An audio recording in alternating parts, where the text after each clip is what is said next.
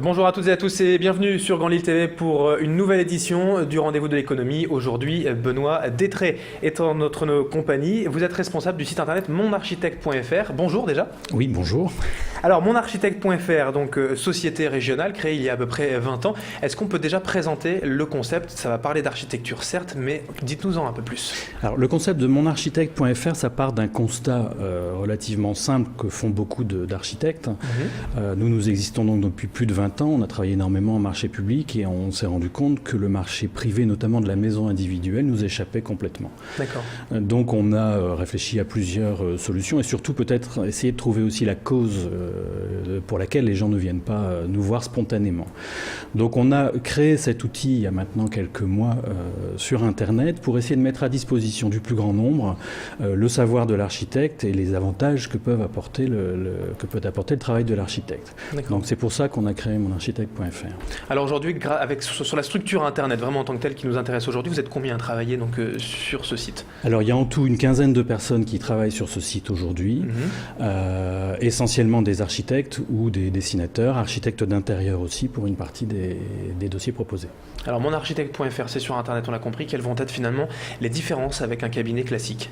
Alors la première différence avec un cabinet classique, c'est qu'on offre aux futurs clients la possibilité de démarrer lui-même son projet, de rechercher les éléments qui pourraient l'intéresser, de déterminer aussi son profil, qui va être très important pour nous pour essayer de cibler un peu la personne qu'on a en face de nous et de répondre correctement à sa question.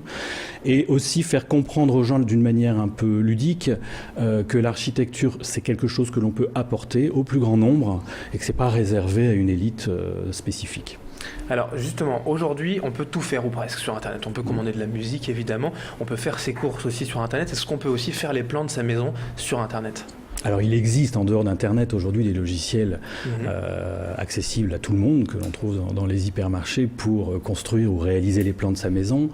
Par contre, la plus-value de notre profession est quand même importante puisque on peut quand même apporter au niveau du cadre de vie, au niveau des études bioclimatiques autres, quelque chose de très important. Donc on veut mettre des outils à disposition des gens qui vont aller sur le site, mais aussi leur faire comprendre l'intérêt de notre métier. C'est pour ça qu'ils peuvent démarrer un certain nombre d'éléments concernant leur programme et très vite on intervient. Alors justement, on parle de l'architecture sur Internet, c'est de combler un vide. Il y a de la concurrence face à vous sur Internet pour l'architecture? En architecture, assez peu. Il y a quelques sites qui existent en architecture d'intérieur et décoration qui sont antécédents aux nôtres. Mais essayer de mettre au service vraiment les compétences complètes d'un maître d'œuvre architecte, non. Il y a très peu de monde. D'accord. Alors comment ça se passe finalement? Vous parlez d'une option ludique, d'un quiz. On peut faire tout soi-même, en tout cas au début. Après, on est quand même obligé de vous rencontrer? Non, il n'y a pas forcément obligation de nous rencontrer. Alors, le client potentiel qui vient sur notre site va commencer effectivement par faire le fameux quiz pour essayer de déterminer ses goûts. Donc là, on a essayé de faire quelque chose qui soit vraiment ludique. Ensuite, il va démarrer son programme. Alors, ça peut être des plans de maison neuve ou une extension. Il y a beaucoup de dossiers sur l'extension, voire de la décoration, voire des locaux professionnels. Tout est indiqué sur le site. Et de là, il va déterminer les éléments dont il a besoin en termes de surface, tout simplement, de manière à ce qu'en bout de chaîne, quand on va réceptionner la commande, on puisse avoir un maximum d'éléments. Et après, dans la base des cas, ça se passe sans rencontre directe. Ça se passe par téléphone, ça se passe par Internet pour les échanges de fichiers, de données, de photos, enfin tout ce dont on a besoin pour travailler. Et ensuite, après, vous fournissez un devis. Donc c'est la question suivante. Au niveau des prix, ça se situe où finalement? Alors au niveau des prix, il y a une bonne partie des prix, des devis qui peuvent se faire directement en ligne. Puisqu'on a établi une échelle de prix pour que la majorité des projets en construction de maisons neuves ou en extension puissent rentrer dans ce cadre. Ça démarre en décoration intérieure à 330 € TTC pour avoir un travail d'archi d'intérieur sur les couleurs, sur un certain nombre d'éléments tels le mobilier. Et ensuite, on peut aller jusqu'à la maison individuelle. Donc là, on démarre à 990 € donc, pour des plans de la conception d'une maison individuelle. Donc là, ce sont des plans qui ne peuvent pas être utilisés sur un chantier, mais qui permettent à la personne d'avoir déjà les bases de son projet en fonction de son terrain, de l'orientation, des règles d'urbanisme, enfin tout ce qui gravite autour. Et après, les gens sont libres libres de consulter qui ils veulent, que ce soit un constructeur, une entreprise, ou de revenir encore vers nous ou un autre architecte pour la réalisation.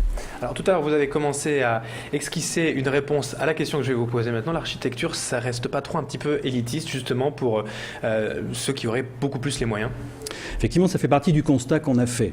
Dans la majorité des cas, les gens qui poussent la porte d'un cabinet d'architectes, ceux qui osent pousser la porte d'un cabinet d'architectes, sont des gens qui ont un projet, qui sont souvent bien au courant des façons dont on travaille et qui savent à peu près où ils vont. Après, il y a l'énorme majorité des gens qui ont un désir de construction ou d'extension, qui ne viennent pas nous voir parce que c'est vrai que c'est pas un magasin, on n'entre pas chez un architecte comme on rentre dans une boutique, donc on ne sait pas si l'obligation d'achat existe ou pas. Donc on veut passer par ce biais-là, c'est-à-dire intéresser ces gens-là, il n'y a pas d'obligation, on est là pour conseiller et après apporter les éléments manquants. Et selon vous, Internet permet ça en fait de rester dans son salon, de ne pas pousser la porte justement? Il y a des craintes qui sont pas matérialisées en fait. Voilà, tout à fait. Les contacts qu'on a eus depuis le lancement du site, c'est vraiment ce produit spécifique, c'est-à-dire ce sont des gens qui ont un projet, pas forcément immédiat, mais qui par le biais d'Internet commencent à nous poser des questions et on commence à travailler avec eux sur leur dossier, même au niveau du conseil parfois, hein, c'est pas forcément un projet. Très bien, merci Benoît Détré d'avoir été en notre compagnie. Je rappelle Merci. donc que vous êtes le responsable de monarchitecte.fr, société régionale et site où l'on peut donc créer son devis et ses plans d'architecture. Merci d'avoir été avec nous, bonne journée et à bientôt. Merci, au revoir. Et merci à vous de nous avoir suivis pour ce nouveau rendez-vous de l'écho. Dans un instant, l'info continue sur Grand Lille TV avec la météo et l'infotrafic.